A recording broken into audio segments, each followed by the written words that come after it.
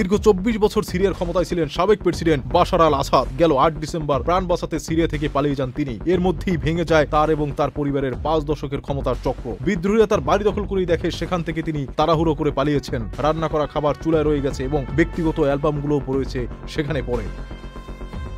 সিরিয়ার বাশার আল আসাদের শেষ দিনটি কেমন ছিল, পালানোর আগে ঠিক কি করেছিলেন দীর্ঘ সময়ের এই স্বৈরশাসক, তা নিয়ে একটি বিশেষ প্রতিবেদন তৈরি করেছে বার্তা সংস্থা রয়টার্স।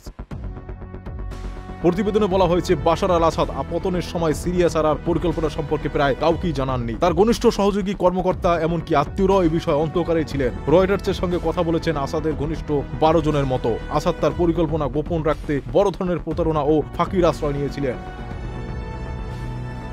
দেশ ছাড়ার আগের দিন শনিবার প্রতিরক্ষা মন্ত্রণালয় প্রায় 30 জন সামরিক ও নিরাপত্তা কর্মকর্তার একটি বৈঠকে আসাদ বলেন রুশ সামরিক সহায়তা আসছে। পদাতিক বাহিনীর সাহস রেখে প্রতিরক্ষা চালিয়ে যাওয়ার নির্দেশনাও দেন তিনি, কিন্তু কয়েক ঘন্টা পর নিজেই প্রাণ বাঁচাতে রাশিয়া পালিয়ে যান।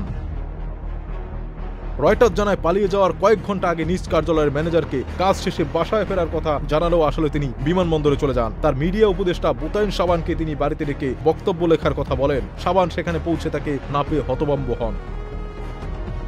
পরাজয় আসন্ন এটা বুঝতে পেরেও ইরানকে সামরিক হস্তক্ষেপের অনুরোধ করেননি আসাদ, কারণ আশঙ্কা ছিল এতে ইসরায়েল তাদের লক্ষ্যবস্তুতে পরিণত হতে পারে। আর মস্কোর পক্ষ থেকেও সামরিক হস্তক্ষেপের প্রস্তাব নাকচ করে দেওয়া হয়।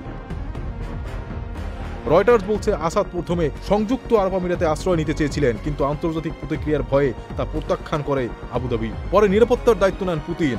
রুশ পররাষ্ট্রমন্ত্রী বিদ্রোহীদের সঙ্গে চুক্তি করে আসাদকে মস্কোতে পৌঁছানোর সুযোগ করে দেন।